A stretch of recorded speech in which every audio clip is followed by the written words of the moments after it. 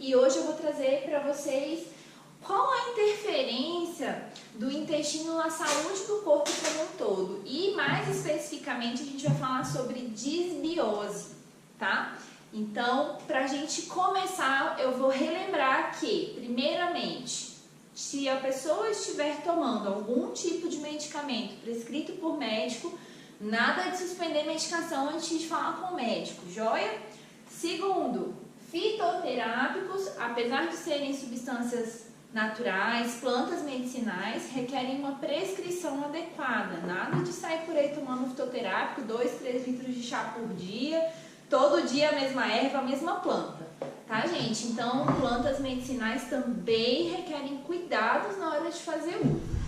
Combinado? Vamos começar então agora, falando sobre fitoterapia, intestino e a saúde do corpo. Vamos lá.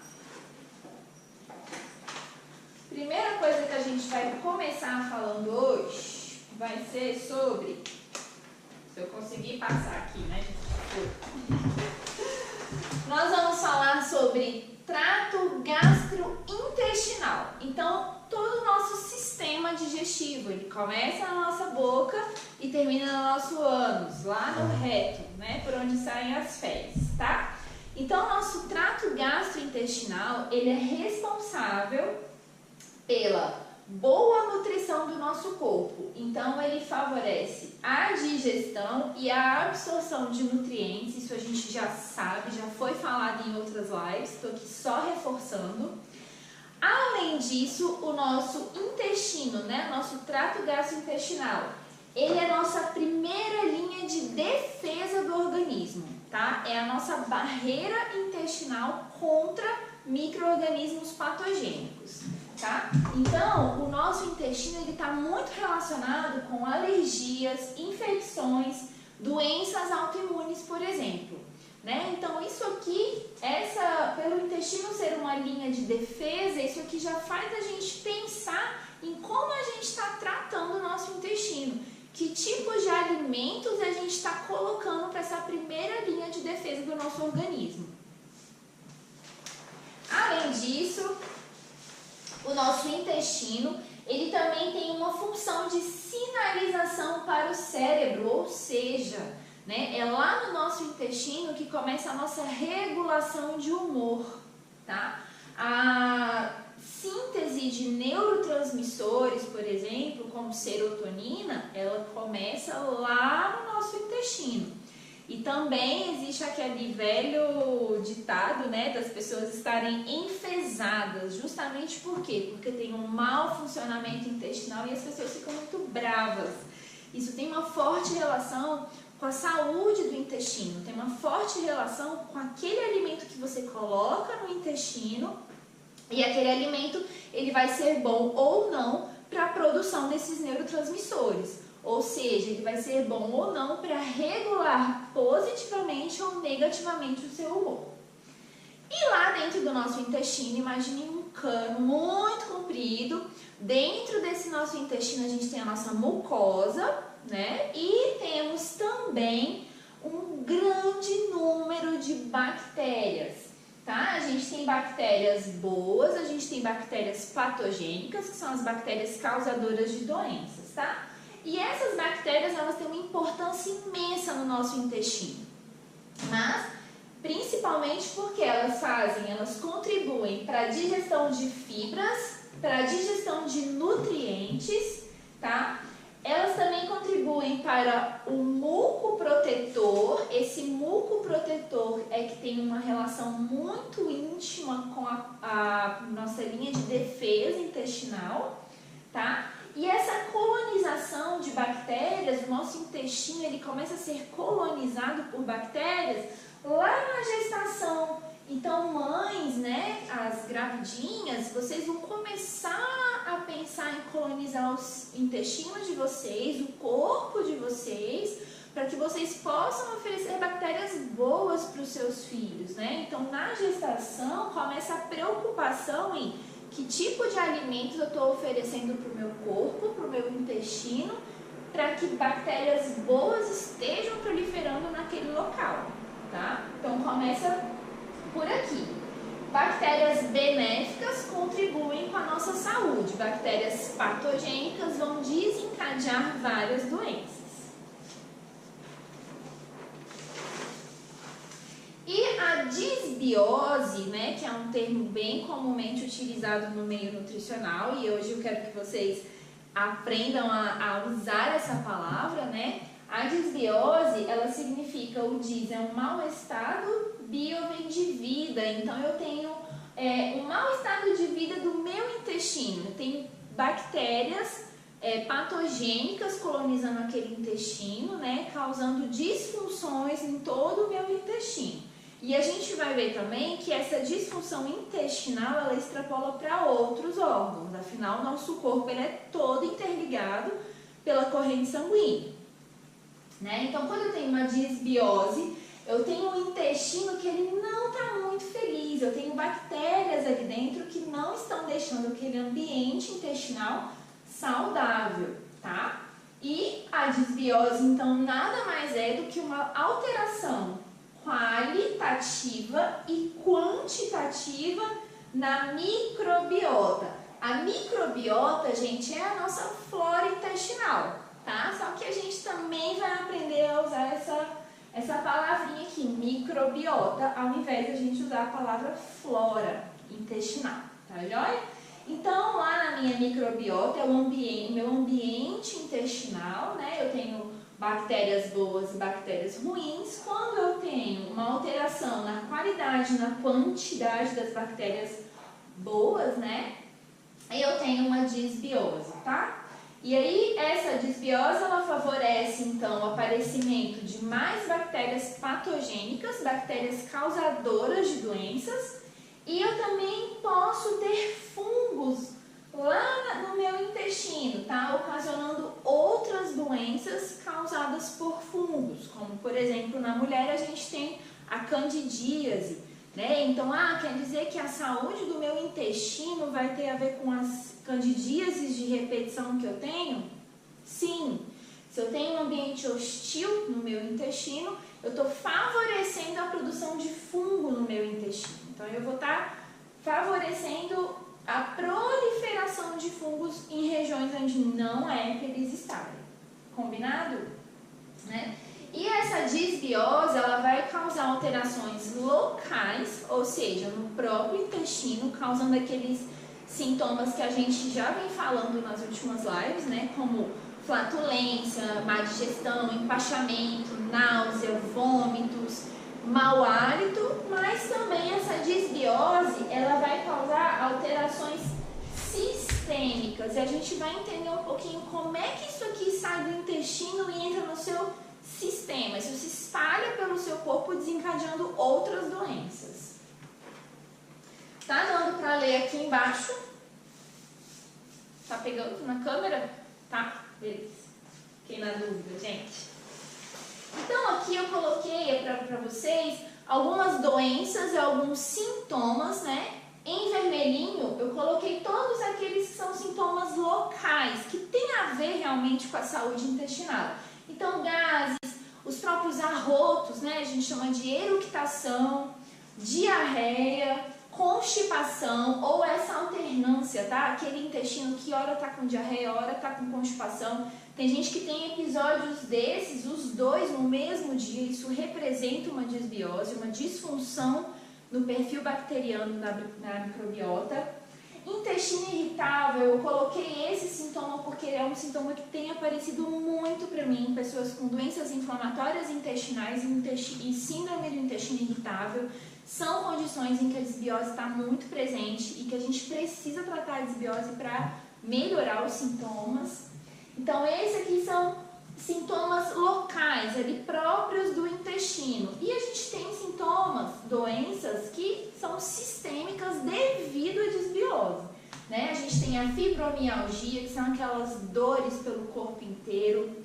A gente tem gordura no fígado, a própria esteatose hepática, né? Não alcoólica, ou seja, aquela esteatose, aquela gordura no fígado, que começou a surgir não pelo consumo de álcool, mas pelo consumo excessivo de toxinas. Essas toxinas migram para o nosso fígado. Afinal, ele é o órgão que faz a expulsão. A gente vai ter uma live só sobre detoxificação. Então, a gente vai falar um pouco disso. Cansaço crônico e um intestino que não está bem, que tem desbiose, que está permeável, eu não tenho absorção correta, eu não tenho digestão correta, logo eu não tenho distribuição de nutrientes para o meu corpo, logo isso me gera um cansaço crônico, eu nunca estou disposto, eu acordo de manhã atropelado. Enxaqueca, muitas pessoas têm dores de cabeça todos os dias e enxaquecas, né? Dor de cabeça, que é a cefaleia, e enxaqueca são coisas diferentes, tá? Mas os dois sintomas, tanto a enxaqueca quanto a cefaleia, também pode vir pela desbiose, por um intestino que não está saudável. Processo de alergias, então alergias respiratórias, alergias de pele, estão associadas com esse intestino desbiótico. E doenças autoimunes também, gente. O que a gente tem de doenças autoimunes? Tireoidite de Hashimoto, lúpus, artrite reumatoide, tá? Então essas doenças autoimunes também vão ter uma forte relação com a saúde desse intestino.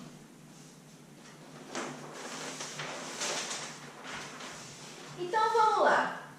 O que então vai alterar essa minha microbiota? Né? Eu já sei que desbiose é ruim, que ter mais bactérias patogênicas do que bactérias boas é ruim, mas tá bom, o que eu estou fazendo, que eu estou causando essa desbiose então? O primeiro campeão que a gente vê são os antibióticos. Então, os remédios antibióticos.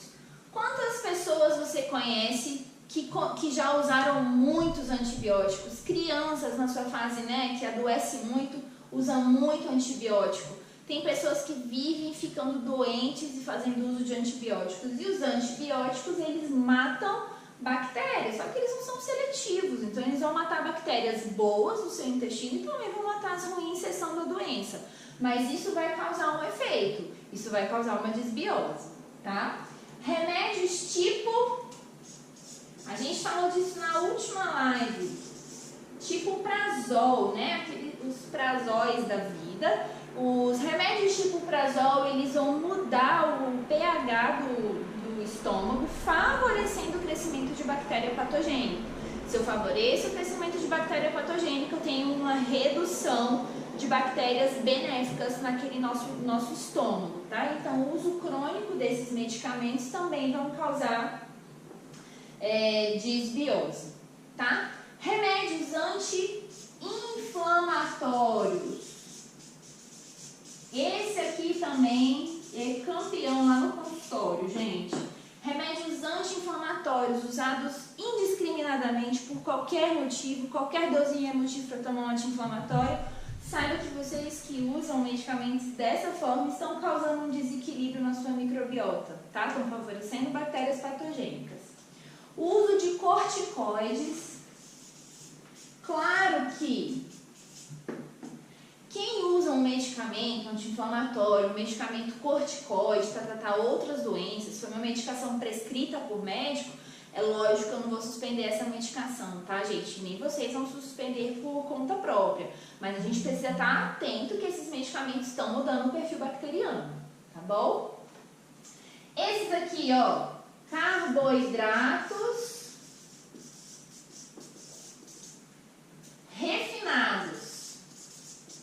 Quem são os carboidratos refinados, gente? Farinhas brancas, açúcares, açúcares na forma de aditivos alimentares, né? Que é o próximo aqui. Então, maltodextrina, xarope, frutose de milho, frutose separada, isolada. Não estou falando de frutose que está na fruta, tá, gente? Ali quando eu pego uma maçã, por exemplo, e como. Estou falando da frutose usada como aditivo alimentar. Isso também vai causar uma alteração na microbiota.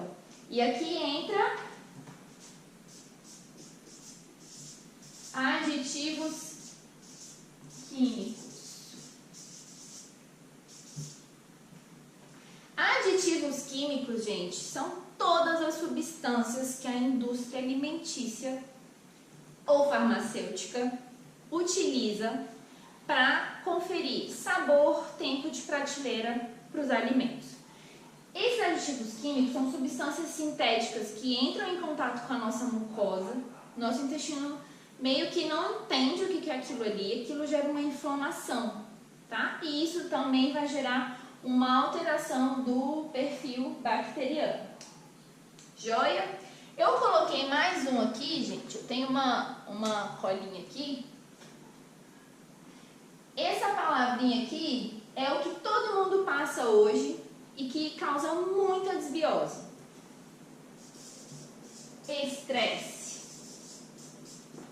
Então, se você é uma pessoa estressada, uma pessoa que vive correndo com pressa, não presta atenção no que está fazendo, simplesmente vai lá e faz o que tem que fazer, está sempre correndo, não tira pausas no seu dia para fazer uma respiração, para se alimentar de maneira adequada e devagar, se você é uma pessoa estressada, automaticamente você já está colocando a sua microbiota em desbiose. Mas, nesse caso, a gente trata o estresse e também trata a microbiota junto. O que mais que a gente tem que alterar, gente? Pressa. Temos pressa. Fazemos as coisas correndo, fazemos as coisas sem prestar atenção, tá? Isso gera estresse. Má digestão. O que é a má digestão, gente? É quando partículas não são degradadas pelo nosso sistema enzimático, pelo nosso ácido clorídrico, e aí grandes pedaços, né, que não foram digeridos, acabam, principalmente proteínas, acabam sendo, servem de alimento para um tipo específico de bactérias, né, e bactérias patogênicas amam esses pedaços mal digeridos. Então, mais uma vez, mastigação correta, uma boa produção enzimática, que foi o que a gente falou na última live. Quem não viu, está disponível lá no canal do YouTube. Fala justamente sobre isso. A gente precisa degradar, não ter nada mal digerido dentro do nosso estômago para não causar desbiose e crescimento de bactéria patogênica. Tá? Essas bactérias que gostam de proteína mal digerida são as putrecinas. De podre mesmo, tá? Elas gostam de proteína podre, tá? Outro fator que também colabora é a constipação. Quantas pessoas você conhece aí que são constipadas, né? Pessoas que são constipadas, elas não têm um trânsito intestinal normal, logo elas ficam retendo essas fezes estão cheias de bactérias ruins ali dentro. Tá? E a gente vai ver que essas toxinas elas voltam para a nossa corrente sanguínea e causam um estrago sistêmico. E a intolerância à lactose. Então, quem é intolerante à lactose e fica insistindo em comer lactose sem tratar o intestino, também vai favorecer o aparecimento de bactérias patogênicas, tá? Porque se essa lactose ela não foi digerida, ela está lá no seu trato intestinal, também em moléculas muito grandes. E aí as bactérias patogênicas vão se aproveitar dessa situação também. E todo esse quadro de desbiose, falando no nível até mais sério, pode causar obesidade, câncer e, mais uma vez, as doenças autoimunes, tá? Então, quando a gente fala de obesidade, excesso de gordura corporal, de fatores que predispõem a câncer, de doenças inflamatórias, doenças autoimunes, todas elas estão relacionadas com o perfil bacteriano que está colonizando o seu intestino. Certo, minha gente? E eu falei que tinha desenho, tem desenho. Dá pra ver direitinho?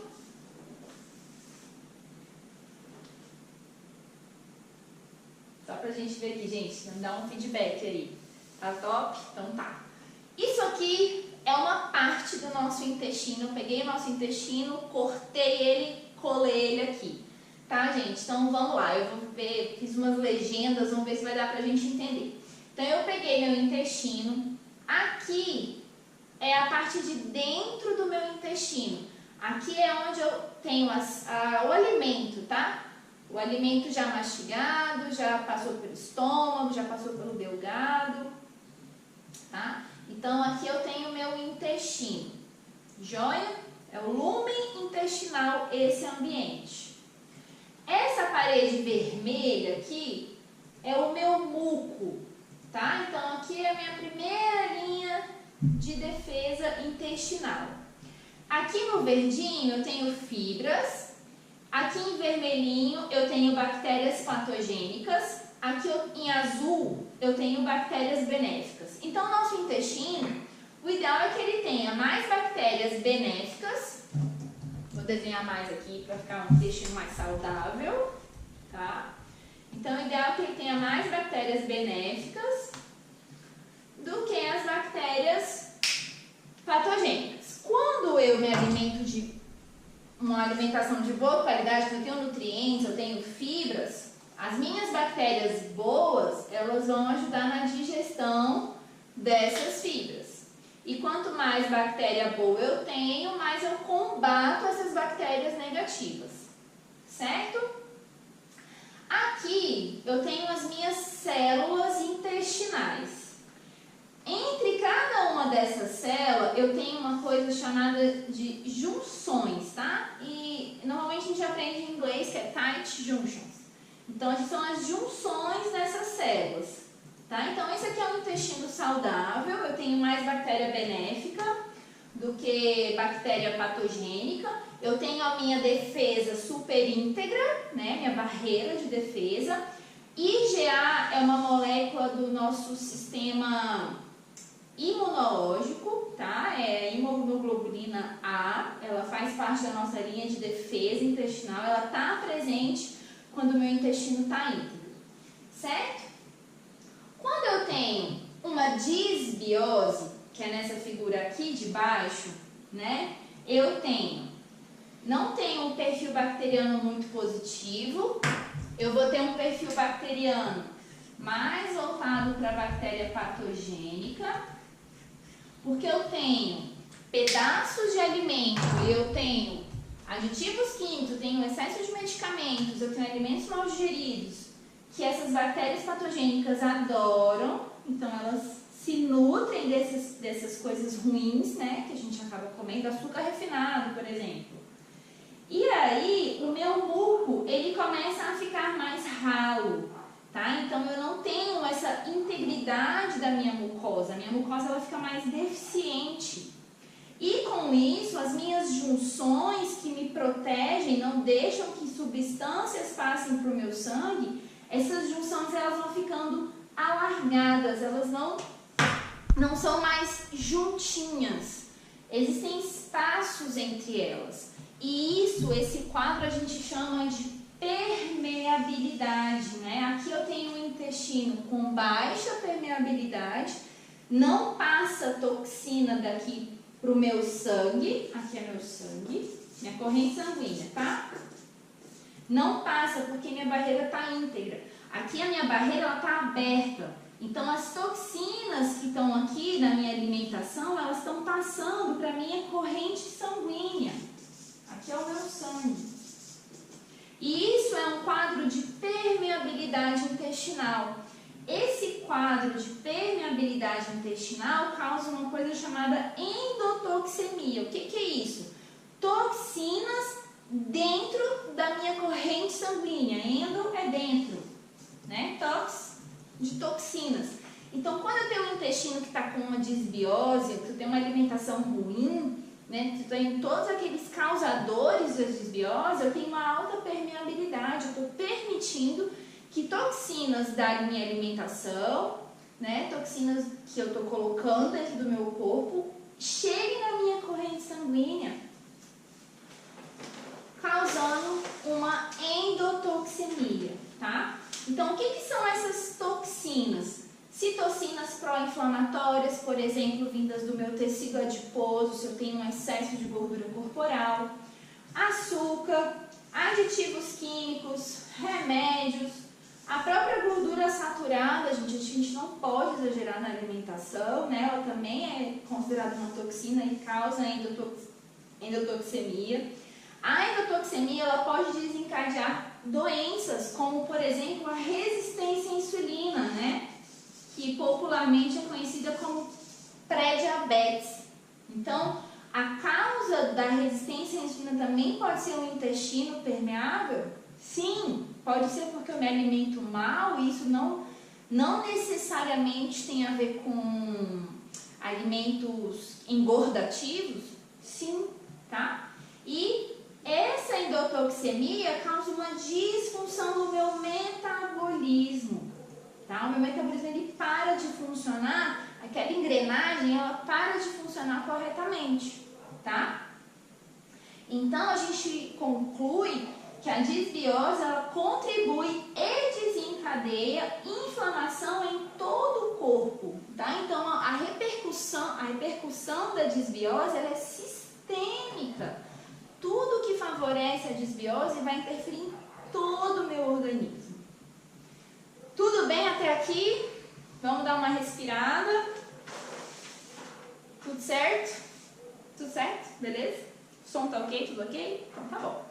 Dando continuidade, então, vocês viram lá que naquele intestino, que eu tenho bactérias patogênicas ali dentro, eu preciso tratar esse intestino. Então, como é que eu faço para matar essas bactérias patogênicas? Eu vou usar plantas, né? Vamos agora falar um pouco da fitoterapia. Plantas com ação antimicrobiana, tá? A gente tem as berries, já ouviram falar nas berries? São as frutas vermelhas, né? A gente tem o morango, a framboesa, o mirtilo, o açaí, a jabuticaba, a amora. Então as berries elas contribuem com a ação antimicrobiana, fazendo uma limpeza no meu trato gastrointestinal, tá? Ela inibe também o crescimento bacteriano daquelas bactérias que já estão instaladas ali no meu intestino. Por serem frutas, né, aqui no caso, com uma ação antimicrobiana, ela não é seletiva, ela vai matar o que vier de bactéria pela frente. É sempre bom, quem consome muito esses alimentos, fazer uma reposição com probiótico. O que é o probiótico? Nada mais são do que as bactérias boas. Quando a gente toma o probiótico, a gente inocula essa bactéria. A gente coloca essas bactérias dentro do nosso organismo, tá? Então, o probiótico nada mais são do que bactérias benéficas.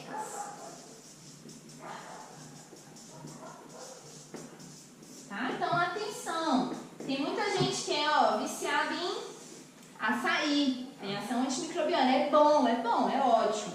Mas fica ligado aqui no nosso perfil bacteriano, que é o que o açaí faz. Tá joia? Então a gente pode trabalhar com as berries quando a gente tiver com uma disbiose? Podemos, elas vão contribuir para inibir o crescimento das bactérias patogênicas. E a gente tem algumas plantas fitoterápicas também com essa ação antimicrobiana. A gente tem uma planta chamada milfolhas. A gente tem a guaçatonga, que a gente viu, acho que foi na primeira ou na segunda live, tá? A gente tem o coentro, gente, faz parte da nossa cultura alimentar. Coentro a gente planta, é super fácil, dá pra ter no quintal de casa. Capim-limão, capim-cidreira, que também muita gente já tem o hábito de consumir. E a moringa, tá? Que também é uma outra planta, moringa oleífera. Claro que você fazer o chá, né, dessas plantas vai ter uma ação antimicrobiana? Vai.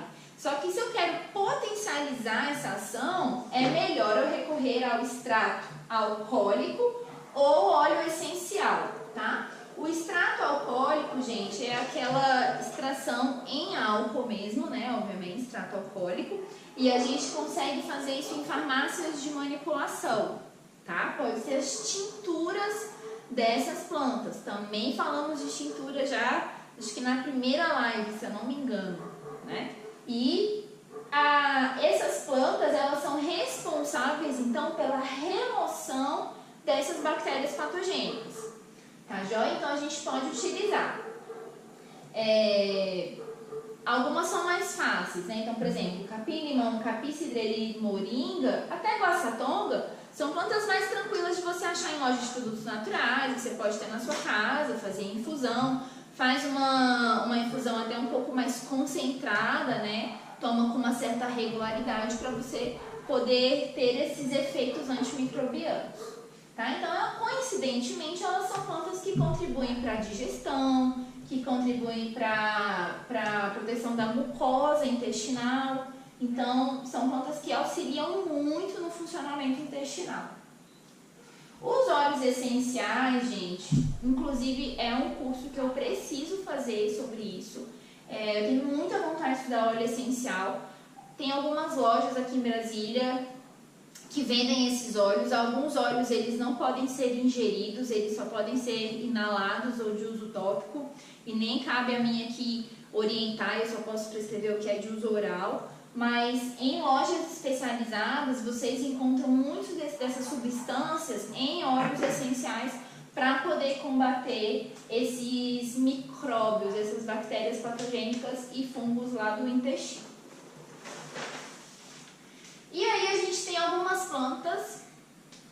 Fala pra galera aqui que você vai responder no final as perguntas. Tá, gente, João aqui, meu cameraman, tá pedindo para eu usar para vocês, que parece algumas perguntas eu vou responder ao final, beleza? Porque senão a gente acaba perdendo aqui o fio da meada, mas no final eu respondo, segura aí e vai fazendo sua listinha, beleza? Pode ir perguntando, pode ir perguntando, né? Pode ir perguntando, mas eu vou responder só no final, beleza?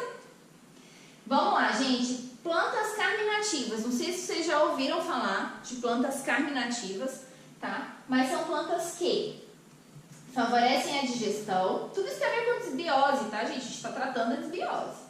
Favorecem a digestão, melhoram a flatulência, aqueles gases insuportáveis, reduz cólicas intestinais, melhora a desbiose, favorece o peristaltismo. O que é o peristaltismo, gente? Aquele movimento do intestino expulsando as fezes.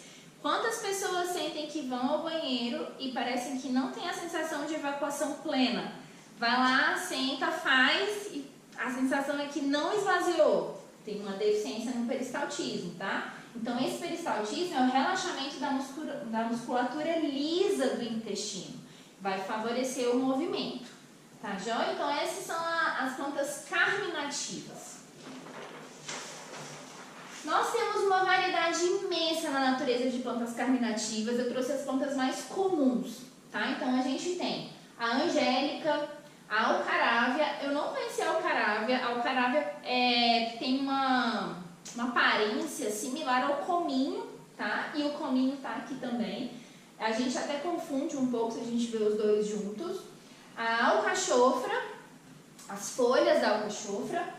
O funcho, gente, né? A gente já ouviu falar muito da funchicória, que a gente dá para criança, quando a criança está com cólicas, né?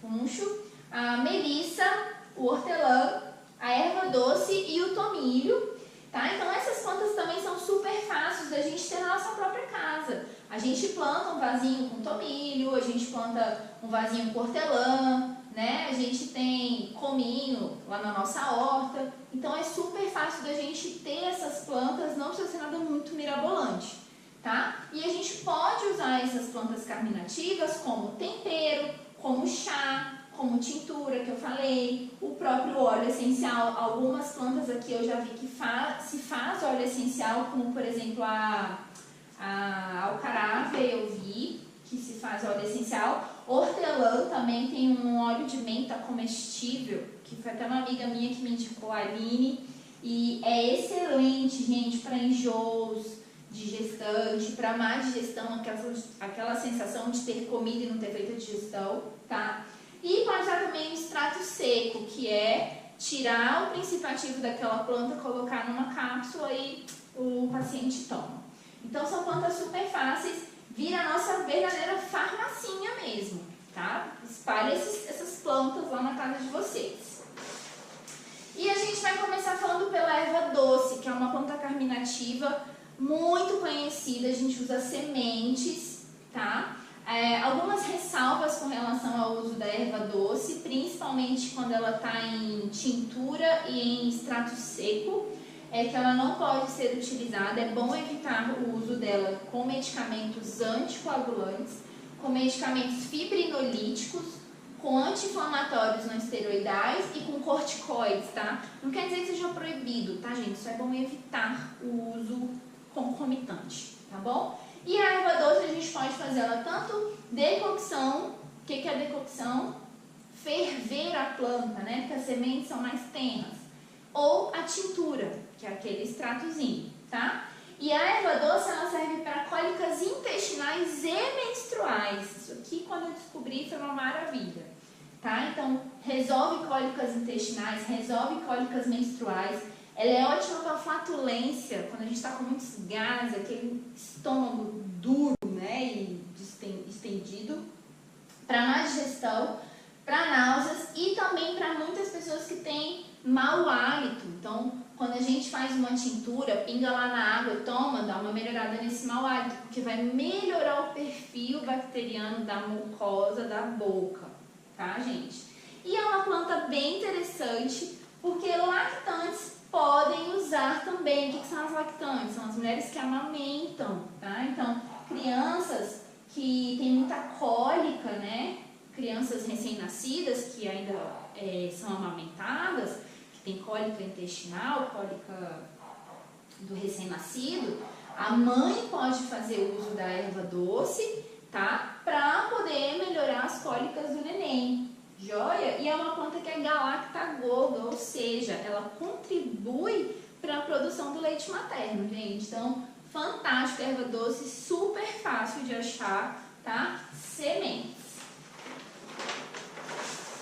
O funcho é uma planta também que eu confesso que eu não tinha muito contato com ela, mas estudando a fitoterapia ela apareceu em muitos sintomas, né, melhorando. É um princípio que tem na funchicória, que as mamães usam nos seus filhos quando eles estão com cólicas, tá? O funcho a gente também usa sementes. O funcho a gente só vai ter cuidado de associar com medicamentos barbitúricos. O que são medicamentos barbitúricos? São medicamentos para tratamento de epilepsia, por exemplo. Então, eles induzem uma sonolência muito grande. Então, o funcho associado pode agravar esse caso de sonolência e não é uma estratégia muito interessante, tá? O funcho a gente faz decocção ou tintura. Ele é bom para aumentar a salivação, então aquela sensação de boca seca, o funcho melhora.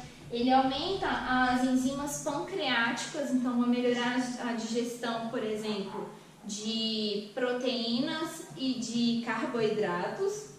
Aumenta a motilidade intestinal, aquele movimento do intestino, então ele contribui, por exemplo, para melhorar a constipação.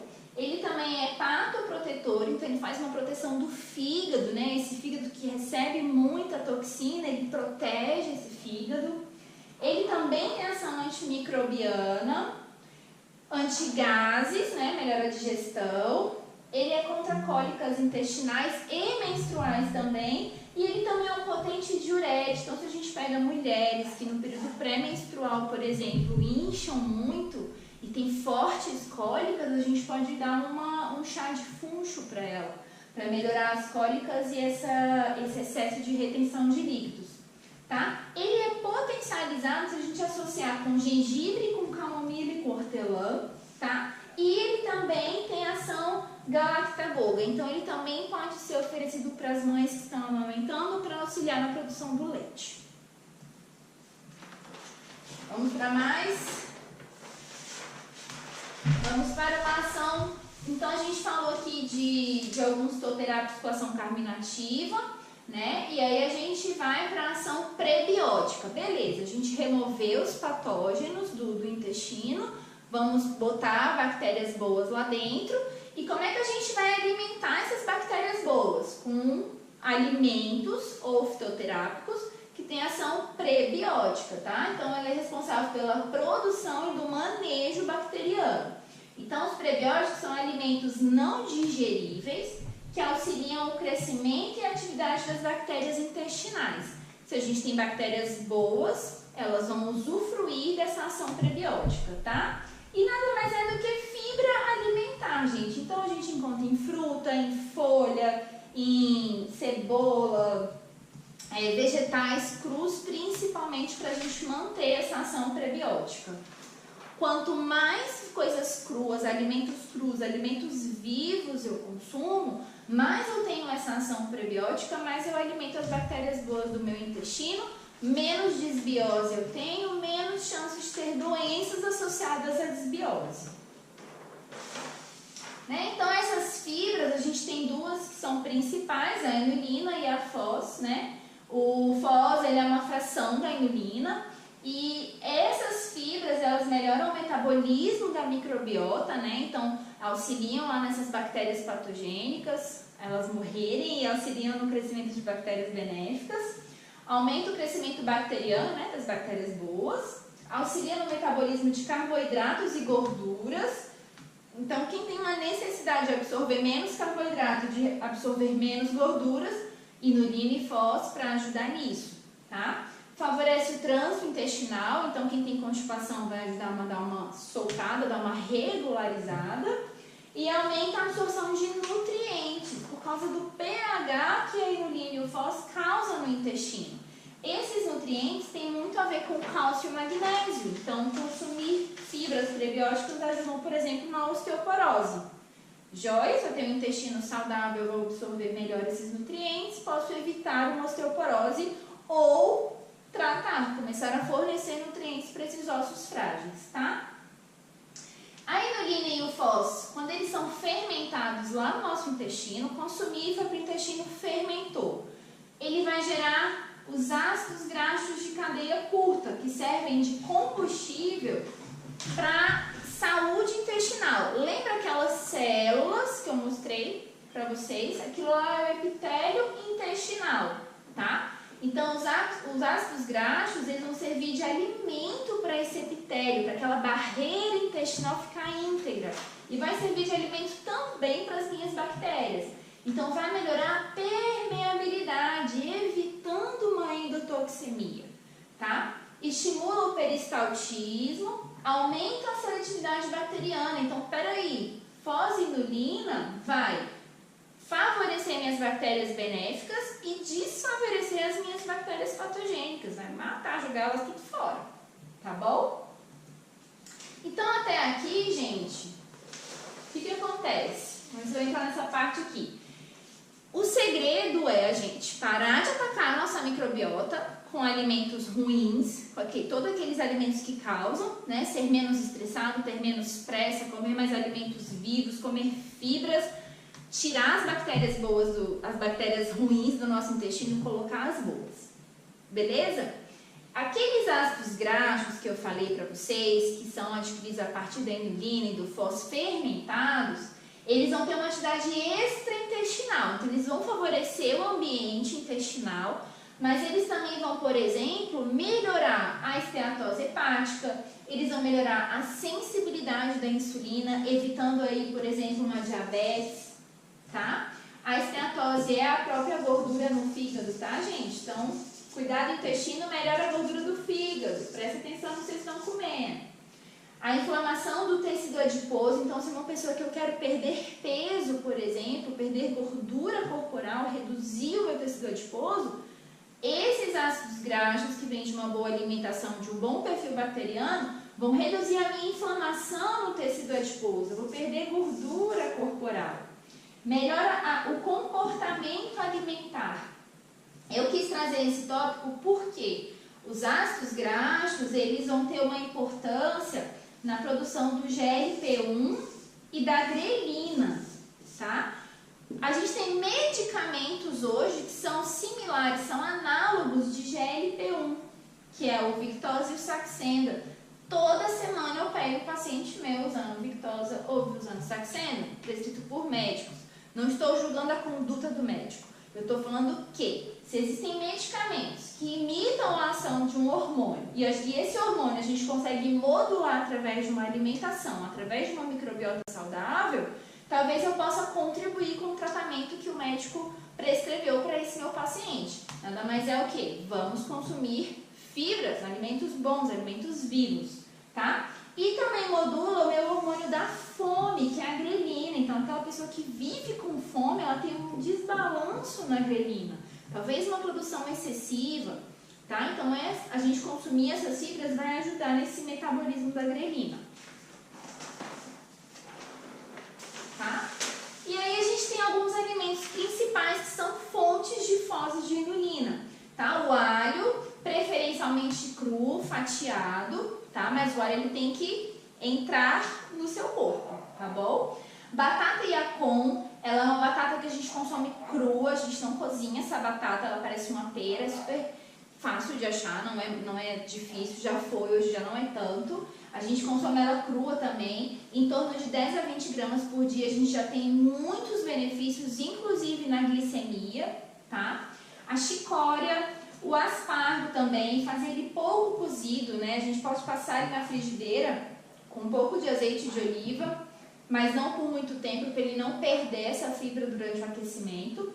O alho poró também pouco cozido, a cebola preferencialmente crua ou pouco cozida, banana, a banana mais verde vai ter mais fontes de fibra, a banana especificamente ela tem amido resistente, que é um outro tipo de fibra bem importante. E a gente tem almeirão, beterraba, tem essa planta fitoterápica, o dente de leão, que a gente falou em outras lives, tá? E a própria cevada. Tá? Tudo isso são fontes de fibra, tem uma quantidade de fosfodietilina que vão contribuir para a formação daqueles ácidos graxos. Tá?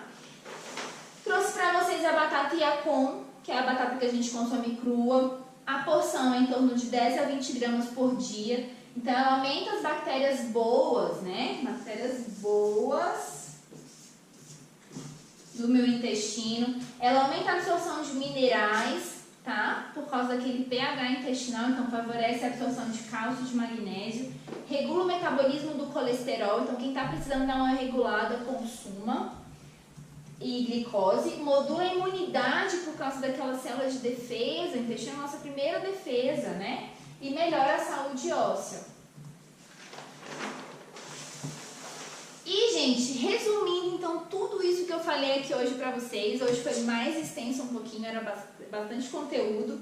Então, o que causa a desbiose? Má alimentação. Alimentação rica em aditivos químicos, produtos industrializados, produtos processados, pouco alimento de verdade, pouca comida de verdade na nossa alimentação. Quem consome basicamente produtos de pacotinho, né, de garrafinha, suquinho, caixinha. Medicamentos, tá, gente? Então, quem precisa fazer uso de muitos medicamentos precisa estar sempre atento em como esse intestino está se comportando. Estresse. Estresse precisa ser modulado. Não é só porque a gente fica exausto, não, gente. É porque causa desbiose. Desbiose leva a uma série de doenças, tá? Tudo isso causa desbiose. Desbiose causa o aumento da permeabilidade, permitindo que passe toxinas para o nosso sangue, né? Que é a endotoxemia, né? Que é uma inflamação no seu sistema, no seu corpo inteiro, né? A inflamação. E isso vai te levar a um prejuízo metabólico, gente. Disfunções orgânicas. Tudo isso por causa do seu intestino, que não está sendo bem tratado com uma alimentação saudável. Beleza, pessoal? Acho que para hoje era só tudo isso. E vamos lá, vou responder as perguntas agora. Se você tem mais perguntas, pode perguntar. Se você tem mais pergunta, pode perguntar, gente. Agora é a hora das perguntas. Vamos lá. Paula, essas berries sem serem frescas também desinformam? Elas servem também, se essa foi a pergunta. Quem mandou? Carol Lacerda. Carol, servem também, né? Podem ser as frutinhas desidratadas. Por exemplo, a gente tem o cranberry desidratado, né? Por favor, não seja aquele cranberry glaciado que é mergulhado no xarope. O cranberry mesmo, ele tem uma ação antimicrobiana com uma ação mais específica até no sistema urinário. Então, contra infecções do trato urinário, o cranberry é muito utilizado. O cranberry é uma fruta, é uma berry, né? É uma fruta vermelha. Mas essas frutas, só cuidado, porque as berries elas têm um azedinho e normalmente elas são vendidas glaciadas no açúcar, aí não adianta, tá bom? Era desinflamam mesmo. Desinflamam, isso. Desinflamam, Carol, desinflamam. Tá bom? Serve também. Uma pergunta. Probiótico em pó, a gente pode colocar tipo no feijão, arroz, levando em consideração que a comida já está no prato? Quem perguntou? Ela. Carol, Carol, pode sim, só que assim, você tem que ter cuidado que aquela porção ali, ela vai ser só pra você. Se você pegar por exemplo, uma marca comercial, né? Um sachêzinho de probiótico e bota no feijão e isso distribui pra família inteira, talvez não faça o efeito esperado, tá bom? E também na minha conduta, eu prefiro oferecer o probiótico um pouco mais afastado da refeição e preferencialmente antes de dormir, porque não vai ter interação com nenhum medicamento e essas bactérias vão poder agir de uma maneira mais eficiente do que competindo lá com o alimento dentro do seu intestino, tá bom? Eu tô aqui sim forte só pra mim mesmo. Essa é uma marca que eu costumo prescrever também, mas eu prescrevo outras, né? Tem o Probiatop da Invictus, tem o Atilus Multi, que eu acho que é da Axê, se eu não me engano. A gente tem também farmácias de manipulações que fazem o IBS Care 8, então são várias marcas de probiótico. A gente tem outros alimentos que são probióticos, gente. Kefir é probiótico, a gente tem alguns leites fermentados, o próprio Yakult, o próprio Actimel, né? São marcas de leite fermentado também. A kombucha também é um alimento probiótico, tá? Então, a gente também tem outras alternativas no mercado. O que mais? Daniela Brito, você arrasa demais. Obrigada, Dani, obrigada. Valeu. Shirozaki, o óleo essencial... Eu não sei se foi uma pergunta ou uma afirmação, porque não tem ponto. Acho que é a Carol. Carol Shirozaki. Oi, Carol. O óleo essencial de hortelã também é ótimo para rinite. Sim, eu já vi alguns estudos também, porque ele faz uma desobstrução dos poros, né, das vias respiratórias. Mas aí eu não sei mesmo, eu preciso fazer um curso sobre isso, se alguém souber me ajuda, se esse óleo via oral ele vai ter essa ação em vias respiratórias, tá? Eu não sei se ele é só inalado. Se for inalado eu nem posso prescrever, não posso nem recomendar aqui pra vocês. Mas se for via oral, tá valendo, eu preciso estudar isso. O que mais? Alcinete, kombucha industrializado é bom? É bom, Alcinete. Tem várias marcas. Aqui em Brasília tem umas até que são fabricação própria de um grande amigo, Davi, se estiver me vendo aí, já faz propaganda pra galera. Tá? Mas as kombuchas industrializadas, elas têm sim um potencial probiótico. Esse fim de semana até tive uma experiência bem interessante com kombucha. Eu fui tomar sol, desci e tomei uma kombucha, gente do céu, foi uma explosão, assim. Umas 2 horas depois que eu tomei, foi uma beleza, deu uma boa regulada, meu intestino estava um pouco preso de umas besteirinhas que eu tinha comido, e ó, melhorou que é uma beleza. Então sim, funciona, pode fazer uso. Tem aqui a Carol Lacerda. Qual a diferença entre tintura e extrato alcoólico? Carol, depende do percentual de álcool, tá? Então, a tintura, eu não vou saber te dizer exatamente qual o percentual que é de tintura, qual o percentual que é de extrato alcoólico, tá? E a tintura também pode não ser feita em álcool, ela pode ser feita em água, por exemplo, ou algum outro solvente, tá bom? Daí tem Mari Petit, ótima aula para mim, parabéns. Mari, obrigada! Aurora Augusta Campos, Aurora, adorei. obrigada, querida. A Aurora é minha paciente, a Mari é Nutri também, gente, Mari Petito. A Brenda Cruz, espero todas as segundas para ver sua aula, você é ótima. Obrigada, Brenda. A Brenda, se Deus quiser, na próxima mentoria ela vai estar comigo, na minha turminha de mentoria para Nutri, né, Brenda? Fala um pouco mais alto, tá? Sérgio Knust, o kefir de leite é bom para reduzir a esteatose grau 2? Sérgio, olha só.